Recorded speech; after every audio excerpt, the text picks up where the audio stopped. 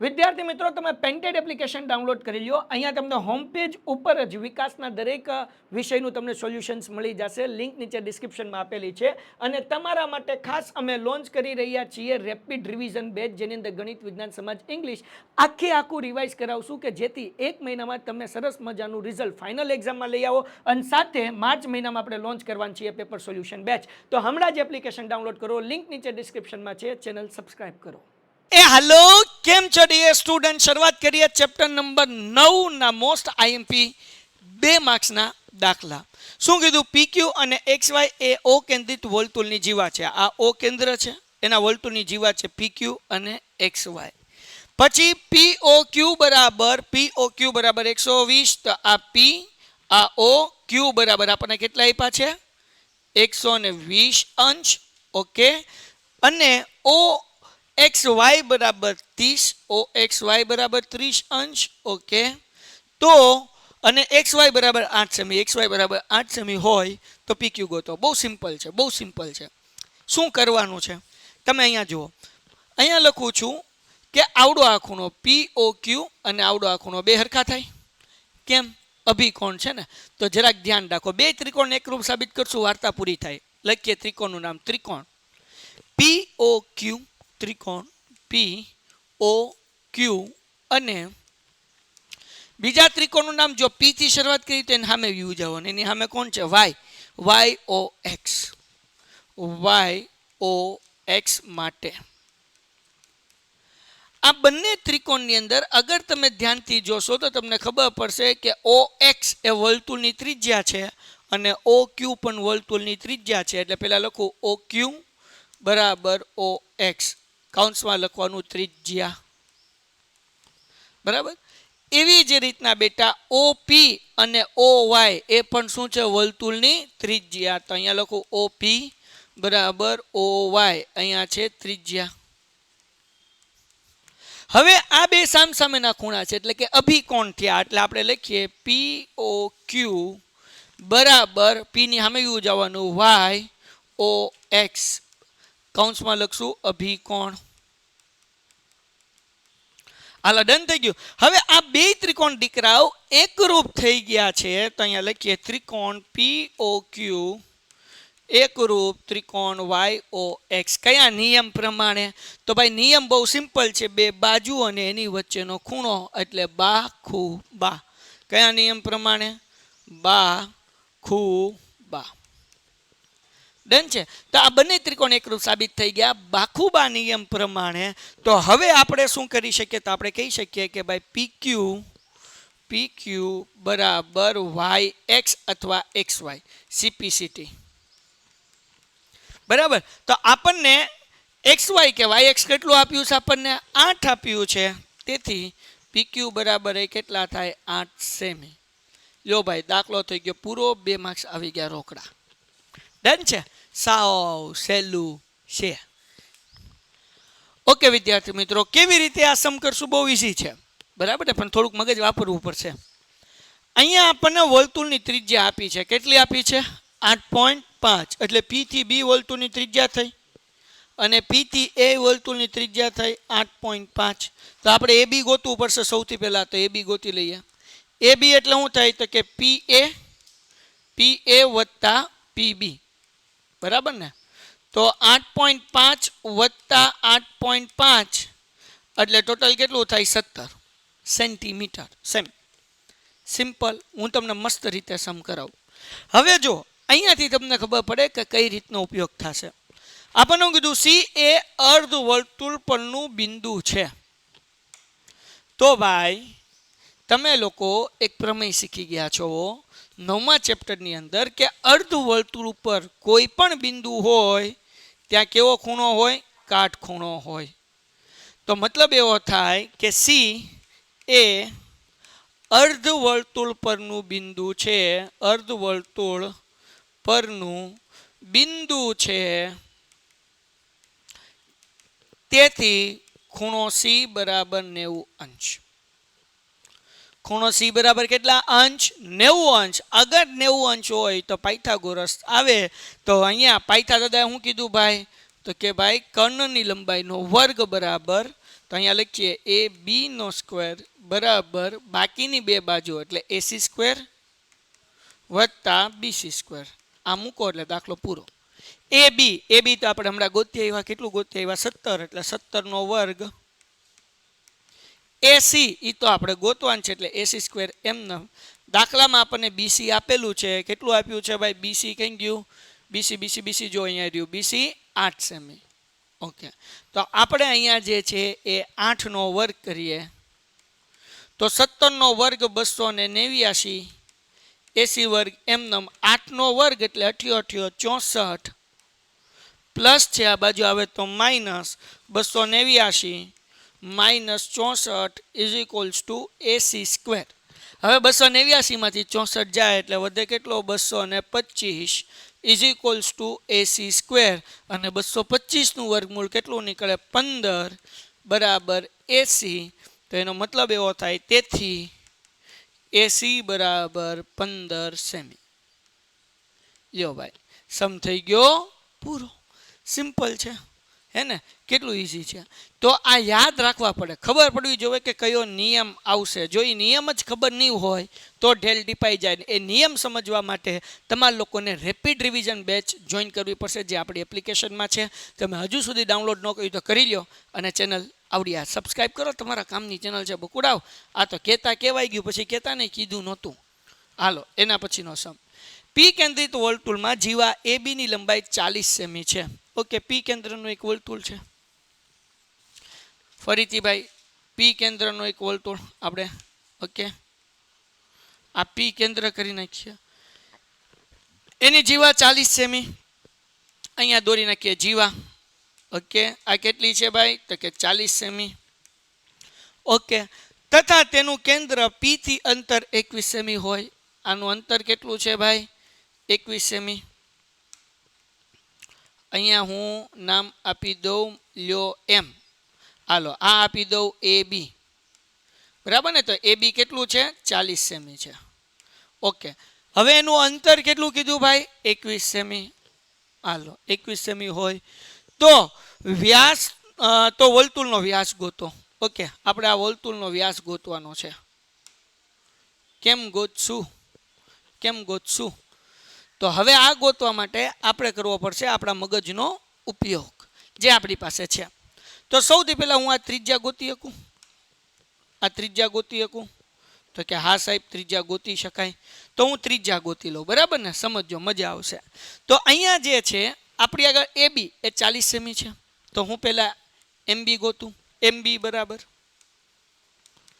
એ બી ના છેદમાં 2, કારણ કે આ પીએમ એ બી ને ડી ભાગે છે. બરાબર ને? ઓકે, લંબ દ્વિભાજક એ તમે લખી શકો કે ભાઈ પીએમ એ બી નો લંબ દ્વિભાજક છે. લંબ દ્વિભાજક એટલે કાટખૂણોય પડે અને બે સરખા ભાગે કરે.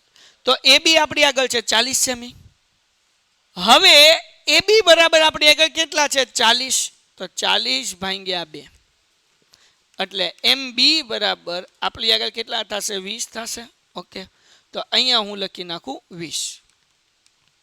હવે જરાક જુઓ, પાયથાગોરસના સૂત્રનો ઉપયોગ કરીને આપણે પી બી ગોતીએ કે ન ગોતીએ કે? તો કે હા અન ગોતીએ કે. તો આપણે લખી નાખીએ ભાઈ. તો આ કાટખૂણો છે અને એની સામેની બાજુ એટલે આ થઈ ગયો આપણો કર્ણ. પાયથાગોરસે શું કીધું? કર્ણની લંબાઈનો વર્ગ. એટલે અહીંયા પેલા ત્રિકોણનું નામ લખીએ, ત્રિકોણ પીએમબી માટે. બરાબર ને? ઓકે, હવે અહીંયા જે છે પાયથાગોરસનું સૂત્ર શું થાય? પીબી એનો વર્ગ બરાબર પીએમ નો વર્ગ વત્તા એમબી નો વર્ગ. પીબી તો આપણે ગોતવાન છે એટલે પીબી નો વર્ગ એમનમ બરાબર. પીએમ આપણી આગળ કેટલું છે? 21 એનો વર્ગ અને એમબી એટલે 20 નો વર્ગ. પીબી સ્ક્વેર એમનમ 21 નો વર્ગ તો કે 441 વત્તા 20 નો વર્ગ તો કે 400.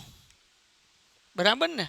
ઓકે, તો પીબી સ્ક્વેર બરાબર 441 માં 400 નાખો એટલે 841. હવે એનું વર્ગમૂળ કાઢો એટલે પીબી બરાબર મળે 29. 841 નું વર્ગમૂળ કેટલું છે? 29. આ યાદ હોવું જોઈએ. નો યાદ હોય તો તમે કરશો 29 ગુણ્યા 29 એટલે 841 આવી જશે. તો આ તમને મળી ગયું 29. હવે જો આ પણ અહીંયા તમને મજો આવે એવું છે. આ 29 તો મળી ગયું. 29 એ વર્તુળની ત્રિજ્યા છે, બરાબર છે. તો પીબી આ 29 મળ્યું એ એકચ્યુઅલી શું છે તો કે એ છે વર્તુળની ત્રિજ્યા. આ આપણને શું મળ્યું બાપલિયાઓ? વર્તુળની ત્રિજ્યા. તો મતલબ આ ત્રિજ્યા બરાબર, તો આપણે લખીએ તેથી ત્રિજ્યા બરાબર 29. ઓકે, સેમી બરાબર ને? અહીંયા લખી નાખીએ સેન્ટીમીટર, અહીંયા લખી નાખીએ સેન્ટીમીટર. ઓકે, આ જ ત્રિજ્યાનો ઉપયોગ કરીને હવે આપણે આગળ દાખલો કરશું. હવે જો, હવે હું અહીંયા એક બીજો કાટકોણ ત્રિકોણ દોરું છું, મજા આવશે. હવે અહીંયા જે છે આ જે વર્તુળનો વ્યાસ છે એનું નામ AB આપ્યું, અહીંયા લખી દઉં C અને D. ઓકે, હવે જરાક સમજજો. ત્રિજ્યા મળી ગઈ, તો ત્રિજ્યા મળી ગઈ એટલે હવે આપણે અહીંયા આપણે આ દોરીએ CM, બરાબર ને? શું કરું? CM આપણે, કારણ કે ગોતવાન છે તો CD વ્યાસ ગોતવાન છે. ઓકે, તો અહીંયા હું લખું છું CM દોરો. CM દોરો જે વર્તુળની ત્રિજ્યા છે, બરાબર ને? CM એ શું છે? વર્તુળની ત્રિજ્યા. તો CM બરાબર કેટલા મળે? 29 જ મળે ને ભાઈ. હા ભાઈ, CM બરાબર કેટલા મળે? 29 જ મળે ને? તો મારા દીકુડાઓ હવે આ ત્રિકોણ જુઓ. આ ત્રિકોણનું નામ શું છે? આ ત્રિકોણનું નામ તો કે CPM અથવા CMP જેમ લખવું એમ, જેમાં P કાટખૂણો છે. આ આપણું ત્રિજ્યા એટલે આ થઈ ગયું 29, બરાબર. અંતર કેટલું છે ભાઈ? 21. હવે એક 29 હોય, એક 21 હોય તો ત્રીજું શું હોય? 20 જ હોય, બરાબર ને? તો આ પાયથાગોરસની ત્રિપુટી મળી આપણને. જો કોણ કોણ? 20, 21 અને 29 બે શું છે? પાયથાગોરસની ત્રિપુટી છે, બરાબર. આવી ગયા જવાબ. હવે વિદ્યાર્થી મિત્રો આપણે ત્રિજ્યા 29 સેમી તો ગોતી લીધી આવડી. આ પીપ પીપ, બરાબર ને? આ શું છે? વર્તુળની ત્રિજ્યા. આપણે શું ગોતવાનું છે? વર્તુળનો વ્યાસ શોધો. તો વ્યાસનું સૂત્ર શું થાય ભાઈ? વ્યાસ બરાબર 2 ગુણ્યા ત્રિજ્યા. તો 2 ગુણ્યા 29 એટલે 58 સેમી. સમજાણું કે નહીં? ખોટે ખોટું કાંઈ અઘરું નથી ભાઈ, બરાબર. તો આ આપણને મળી ગયો કર્ણ. એ વર્તુળની શું છે? ત્રિજ્યા. હે ને? ત્રિજ્યા હોય બકાવો તો આપણે મજા કરો ને, વ્યાસ દોરવાનો. હાલ, ડન છે. તો થઈ ગયો અહીંયા. અને તમે આમે લખી શકો કે પીબી વર્તુળની ત્રિજ્યા, તો પીડી શું થાય? વર્તુળની ત્રિજ્યા. તો સીડી બરાબર 2 ગુણ્યા પીડી. પણ એવું કાંઈ કરવાની જરૂર નથી. ત્રિજ્યા આપણને 29 સેમી મળી. વ્યાસનું સૂત્ર તો 2 ગુણ્યા ત્રિજ્યા એટલે 2 ગુણ્યા 29 એટલે જવાબ કેટલો આવે? 58. મળી ગયા ને જવાબ? હાલો, એના પછી આગળ. હવે આ તો હેલો હેલો દાખલો, નાના બાવને આવડે એવો. આપેલ આકૃતિમાં ખૂણો ABC બરાબર 69. ઓકે, આ 69 આપ્યો છે. ACB બરાબર 31 આપ્યો છે. ACB બરાબર, ઓકે. તો BDC ગોતો. હવે આપણને ખબર છે એક જ વૃત્તાંશમાં આવેલા બંને ખૂણા કેવા હોય? સમાન હોય. તો આપણે આવડો આ ત્રિકોણ લઈ લઈએ, એને એ ગોતી લઈએ. કયો ત્રિકોણ લઉં છું? પહેલો ત્રિકોણ લઉં છું, બરાબર ને? આ ત્રિકોણ નામ ક્યાં હે? તો કે ABC. તો અહીંયા આપણે લઈ લઈએ ત્રિકોણ ABC માટે, બરાબર. તો અહીંયા લખી નાખું ત્રિકોણ ABC માટે. ડન. ઓકે, તો હવે આ ત્રિકોણની અંદર ખૂણો A વત્તા ખૂણો B વત્તા ખૂણો C બરાબર 180. ખૂણો A વત્તા ખૂણો B વત્તા ખૂણો C બરાબર 180 અંશ. ખૂણો A, તો ખૂણા એનું નામ કેમ લખાય? BAC, બરાબર ને? BAC. પછી વત્તા ખૂણો B. ખૂણો B એટલે અહીંયા 69 અંશ. ઓકે, વત્તા ખૂણો C બરાબર, ખૂણો C બરાબર કેટલા છે? 31 અંશ બરાબર 180 અંશ. એમનેમ આ BAC એમનેમ. 69 માં 31 નાખો એટલે કેટલા થાય તો કે 70 ને 30 100 એટલે અહીંયા થઈ ગયું 100 અંશ બરાબર 180 અંશ 100 પ્લસ છે આ બાજુ આવે તો માઇનસ એટલે BAC બરાબર 180 અંશ માઇનસ 100 અંશ એટલે જવાબ આવે છે ખૂણો BAC બરાબર 80 અંશ બરાબર ડન છે ઓકે તો આપણને જવાબ કેટલો મળે આવડો આ 80 અંશ તો BAC 80 અંશ છે તો ખૂણો D આપણે ગોતવો પડે તો ખૂણો A અને ખૂણો D કેવા હોય સરખા તો આપણે લખીએ ખૂણો પહેલા હું લખશું BAC બરાબર ખૂણો BDC બરાબર ને કેમ આ બંને સરખા હોય તો કે નિયમ છે શું નિયમ છે એક જ વૃત્તખંડમાં આવેલ ખૂણા સમાન હોય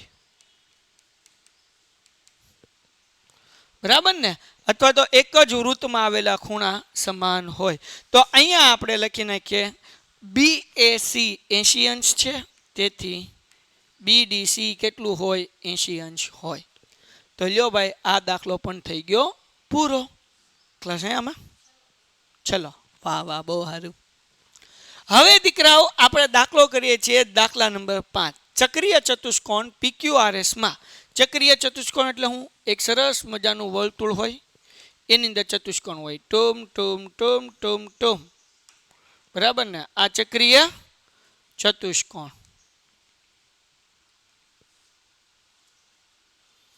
ટેન ટેન ટેન ટેન હાલો ભાઈ આનું નામ આપી દઈએ A B C અને D ઓકે હવે આપણને હું કીધું ખૂણ એટલે ABCD નથી એ ભાઈ PQRS છે ભાઈ રો ભાઈ PQRS